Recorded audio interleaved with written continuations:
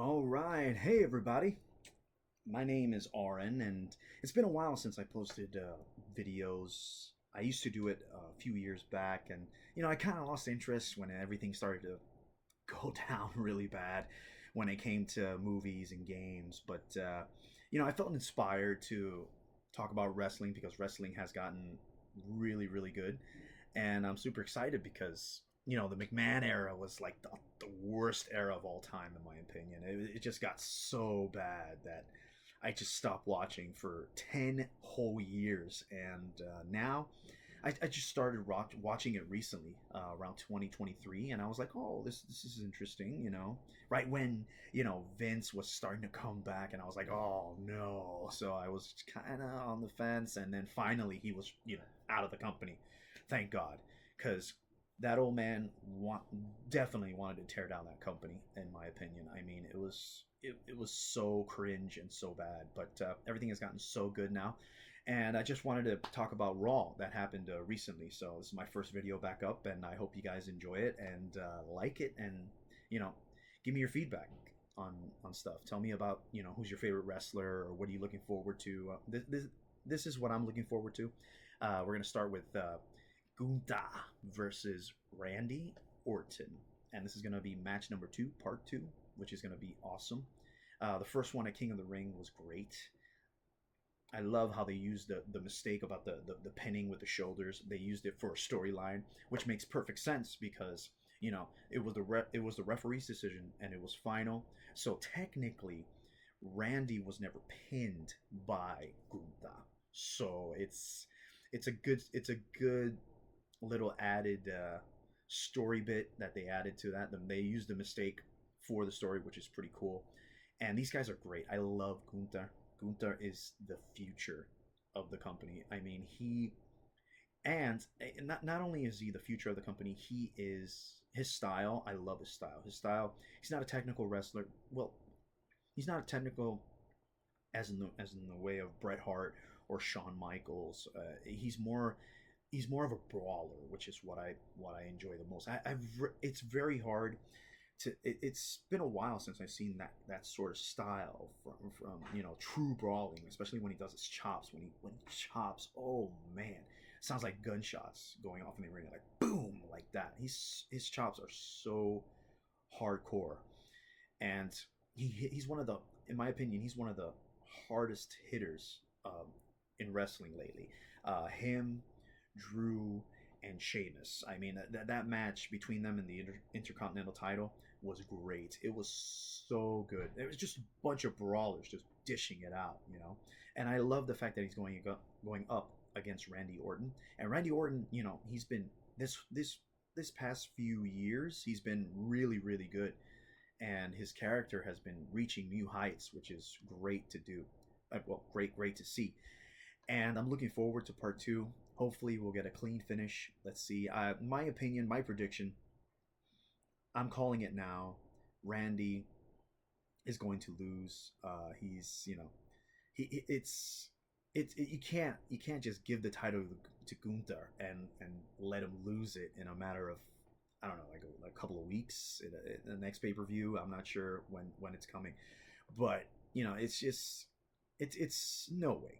But I'm pretty sure they'll have one hell of a match, and I'm looking forward to it. So now the next one I want to talk about as well, that's interesting to me, is the Judgment Day and Priest and Rhea. And Priest and Rhea, they are the baby faces. Priest is, he's working his way up, so he's getting there. The crowd is starting to get a liking to him, which is a good thing. It's a very good thing. It's some people, some wrestlers just take time for it to click. And of course Rhea has been over already. I mean, she is up there, with the top baby faces of the company. So you got the baby faces against the Judgment Day, which is Liv Morgan, Dirty Dom, JD McDonough, and Carlito, and of course the Prince himself. It's just it's a good all around story. I'm actually very interested in SummerSlam. When Damian Priest was betrayed, that was great storytelling, especially when he tried to grab him and he tried to be like, oh my god. It's so good. And it didn't make Damien look weak at all. He was just very upset, and he wanted to go after Finn, and it cost him the title. So now this storyline is in effect, which is going to be awesome. I hope it gets better and better as the weeks roll by, especially in the next Raw. I'm looking forward to the next Raw to see what happens. So that I'm going to be pretty excited for. And now the next thing I want to talk about was CM Punk, Drew, and Seth Rollins. And like this feud has been going on for a very long time, since it was before, a bit before WrestleMania, with CM Punk and Seth, and then Drew got into the mix, and I actually enjoy that a lot. I enjoy that. I enjoy these three together. I mean, I'm pretty sure they deep down, realistically speaking, that they hate each other to a certain point, but they don't hate each other enough to not work together. And when they work together, it's gold. I mean, it's amazing. And Drew has become one of my, if not the biggest heel so far in the WWE at this moment. You know, you let me know what's your opinion. Who's the biggest heel that you've seen? But in my opinion, Drew has become the biggest heel. Gunther's up there, Gunther too, but Drew has done massive, amazing work. And of course, CM Punk. The thing about CM Punk, I was, he's. I'm glad after SummerSlam that he's okay. I'm glad that he's not injured because, in my opinion, he gets too accident prone. So it's just, I don't know. It's just, but I'm glad he's okay, and the match was really good. So I give him props. He's still got it, and of course Seth is there. He's like the, I wouldn't say the third wheel. I think the third wheel would be Drew, but he's a good third wheel. He's like I want there to be a third wheel, but CM Punk and Seth, they've had their rivals, and especially during the time where CM Punk came back and he was just like, oh fuck you, like, you fucking piece of shit. It's good stuff. So and so like I love this feud between them. The only thing is that it's been going on for quite a while, in my opinion, and they need to do other things. I mean, it's been, the true feud started like at WrestleMania, so it's been almost half a year, and they're trying to extend it. I see what Triple H is doing. They're extending it.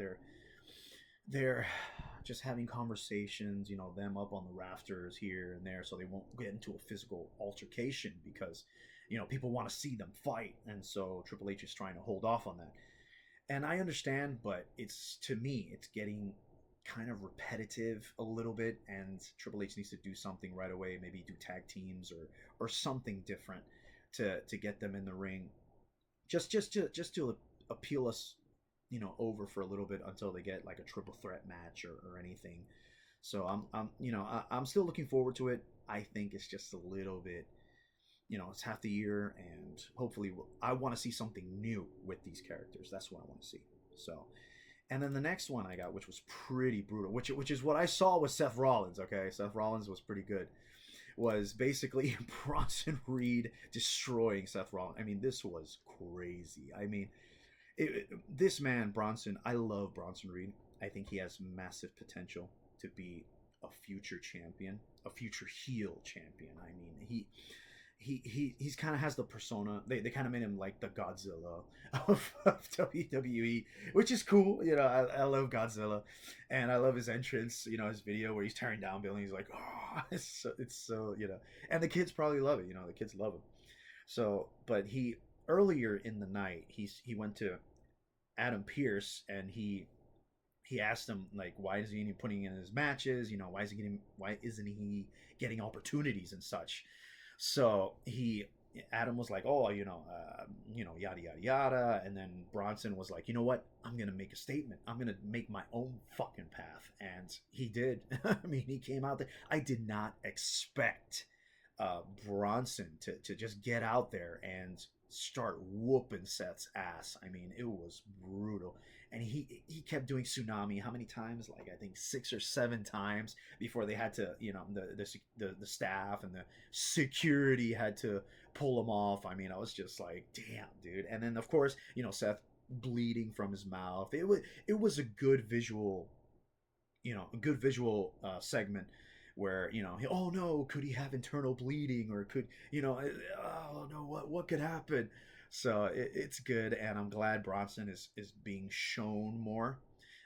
This is what I love about WWE now. They're giving wrestlers opportunities. It doesn't matter how tall you are, it doesn't matter how big you are, short, whatever. If you have the charisma and you have the talent, it doesn't matter. You are it. Like, I mean, you're gonna be thrust to the front, and you're gonna be like, okay, here's your shot, go ahead, good luck, and it's pretty crazy. I'm glad Bronson is starting to get in the spotlight a little bit more, and I'm looking forward to this Bronson versus Seth Rollins. Maybe they'll have a match at Bash of Berlin. Maybe that's what's gonna happen, and who knows? Maybe my prediction with this one is that I think, now I'm predicting here, that Seth is gonna beat Bronson. Seth will beat Bronson. It'll either be next week on Raw, or it'll be Bash at Berlin. And Seth is going to beat Bronson. Although they're going to make Bronson look like a massive monster. I mean, Bronson's going to be tearing Seth until Bash at Berlin, and he's going to be on top most of the time. And then Seth is going to come out with a win over him. And then he's going to go back to CM Punk and Drew McIntyre. So, and these are the things that I was really excited about. It seems interesting. Of course, Wyatt Six performs at the last match with Chad Gable and the other two. It was good to see the Wyatt Six. But I'm not really. It's maybe I'll talk about them later, next Raw. Maybe something next Raw happens better, or we'll see what happens. But these are the interesting things that I was interested in. So what are you guys interested in? Let me know in the comments, if you want me to talk about any of those, or if you want to have a conversation. By all means, write them down in the comments. And I'm going to be reviewing SmackDown. So I'm going to be reviewing SmackDown next week, and I'm going to see what's going on with the Bloodline, because the Bloodline is the shit, and Roman Reigns is back. So let's see what happens. And my man Cody Rhodes right there. So you guys take it easy, and hopefully I'll see you on the next one. All right, chill.